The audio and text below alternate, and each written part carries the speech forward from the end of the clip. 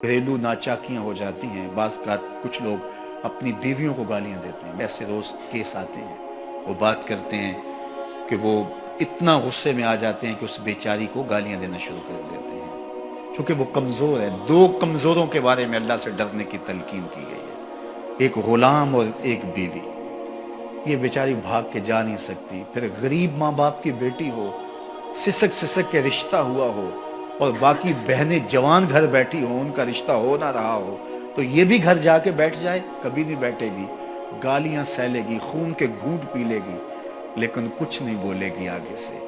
اور تو فرعون بن گیا ہے، تو حامان بن گیا ہے، تو ظالم بن گیا ہے، تیرے پاس ہے کیا؟ بس شوہر ہونے کا تجھے ناز اور غرور ہے کہ میں مرد ہوں؟ یہ تیری مردانگی نہیں ہے کہ تو گالیاں بک رہا ہے، تیری مردانگی یہ ہوتی کہ تو محبت سے جیت لیتا اسے، تیرے گھر میں اسے آسودگی ملتی، بہار ملتی، قرار ملتا، تسکین پہنچتی۔ تو کمزوروں کو، بعض مزدوروں کو گالیاں دے رہے ہوتے ہیں، اپنے ماتحتوں کو گالیاں دے رہے ہوتے ہیں، اپنے مخالفین کے لیے زبانیں اتنی لمبی ہو جاتی ہیں کہ العیاذ باللہ۔ تو میں آپ سے یہ کہتا ہوں، یہ منبر و محراب کا سبق ہے، یہ رسول اللہ کا دیا ہوا دین ہے۔ یہ منافقوں کی علامات میں سے ایک علامت ہے، جب وہ لڑتا ہے تو گالیاں بکتا ہے، جھوٹ بولتا ہے، امانت میں خیانت کرتا ہے، اور عہد کرے تو اس کی پاسبانی نہیں کرتا۔ اللہ ہمیں عہد کی پاسبانی کی توفیق دے۔ اللہ ہمیں اس بات کی توفیق دے کہ ہم کسی کی امانت کے امانت دار ٹھہرائے جائیں تو پھر اس امانت کو ادا کریں۔ منافق کی علامتیں تین ہیں۔ جس شخص کے اندر یہ علامات ہوں تو وہ اس نیت سے سنیں کہ آج ابھی اسی وقت میں یہ مصمم عزم کرتا ہوں کہ اپنے سے کھرچ دوں گا ان چیزوں کو، اور اپنے من کو، اپنے اندر کو، اپنے باطن کو ان غلاظتوں سے پاک کروں گا۔ اور عملی موضوعات پہ بات کرنے کا میرا مقصود بھی یہی ہوتا ہے کہ ہماری زندگی میں، سب سے پہلے اپنی زندگی میں اور پھر میرے ملنے والوں کی زندگی کے اندر عملی طور پہ تبدیلی پیدا ہو۔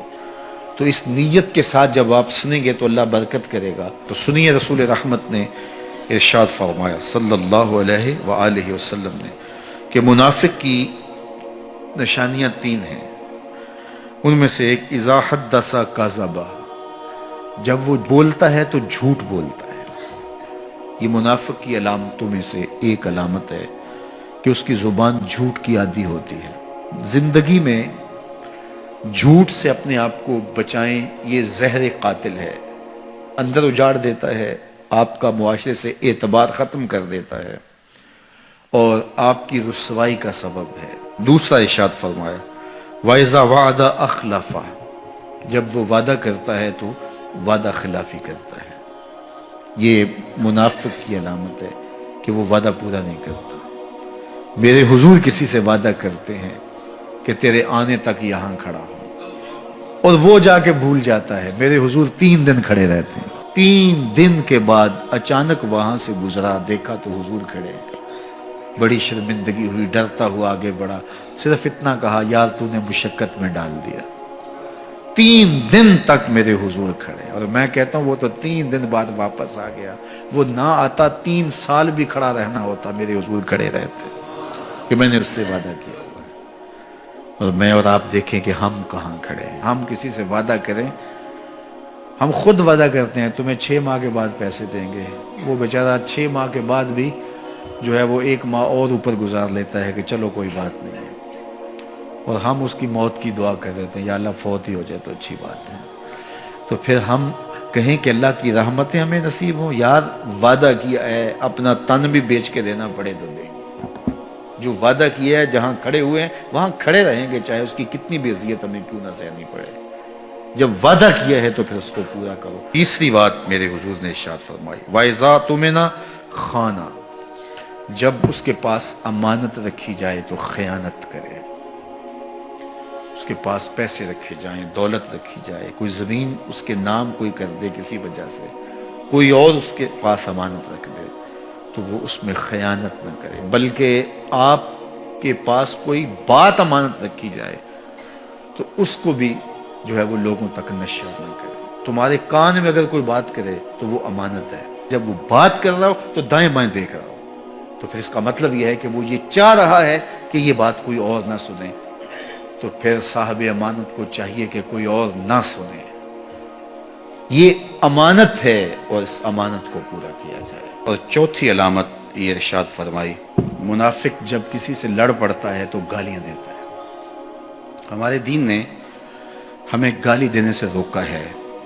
اپنی زبان کی پاکیزگی اور اپنی زبان کی طہارت کا سامان کیجیے. آپ کسی بھی حالت میں ہوں، آپ کے اوپر کوئی کتنی بھی زیادتی کر رہا ہو، آپ کو کوئی تھپڑ بھی مار رہا ہو، تو آپ اس کا مقابلہ ضرور کریں، لیکن آپ کی زبان گندی نہیں ہونی چاہیے. یہ غصے کے وقت ہی تو انسان کا پتہ چلتا ہے. ظفر سے آدمی نہ جانیے چاہے جتنا بھی ہو صاحب فہم و ذکا، جسے عیش میں یاد خدا نہ رہی، جسے تیش میں خوف خدا نہ رہا. عیش کی زندگی ہو یا تیش کی زندگی، خوشی کا مرحلہ ہو یا مرحلہ غم ہو، آپ دیکھو نارمل زندگی کے اندر تو آپ معتدل ہوں گے ہی ہوں گے، لیکن جب آپ کا بیلنس خراب ہوتا ہے خوشیوں کے وفور کی وجہ سے، اس وقت پتہ چلے گا. یہ ہے انسان کا امتحان، یہ ہے انسان کی آزمائش. منافق کی علامت بتائی گئی، وَإِذَا خَاصَمَ فَجَرَ، جب وہ کسی سے لڑائی کرتا ہے تو پھر گالیاں بکنا شروع کر دیتا ہے. یہ منافقوں کی علامات میں سے ایک علامت ہے، جب وہ لڑتا ہے تو گالیاں بکتا ہے، جھوٹ بولتا ہے، امانت میں خیانت کرتا ہے، اور عہد کرے تو اس کی پاسبانی نہیں کرتا. اللہ ہمیں عہد کی پاسبانی کی توفیق دے.